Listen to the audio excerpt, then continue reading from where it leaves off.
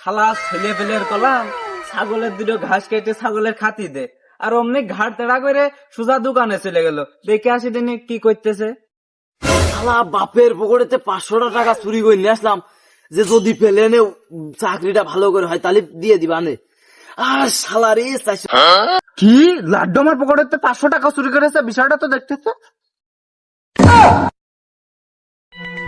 আব্বা আব্বা চুপ চুপ চুপ, তোমার 500 টাকা 1000 দিবা না, বেশি কথা কই না, প্লেনে তেল ফিরে গেলে সমস্যা আছে। আরে তোমার কাজ কামি হয় না, এই প্লেনে তেল ফিরে গেল কেন? স্কুলে বাপড়ে স্কুলে মানুষজন মেরে যাচ্ছে, আমার সে দিনা যাই খেয়ে গেলাম না, তোমার কাজ কামি হয় না। তোর কলাম ছাগলের ওই দুটো ঘাস কাটে ছাগলের খাতি দিতি, আর তুমি হেনে আছো পেলে নিরস্ত, তাই না? হ্যাঁ, আমার উন্নতির লক্ষণ করতেছো, বুঝতে পারিছি। ও আর কয়দিন যাবে না, ওই বাড়ি ঘর দু জমি জাতি সব উড়িয়ে যাবে না। আব্বা তুমি প্লেন লাড্ডু চিন্তা করনি, যদি প্লেনে তেল না ফিরে তো তাহলে তোমার ওই ছাপড়া বাড়ির জায়গায় 10 তলা বাড়ি যেত, সবাই খাতি পাইতো, সেই আরো বাজার করে নিয়ে আসতাম। তুমি লাড্ডুর বুঝতে পারনি, মনে রেখে কথাটা।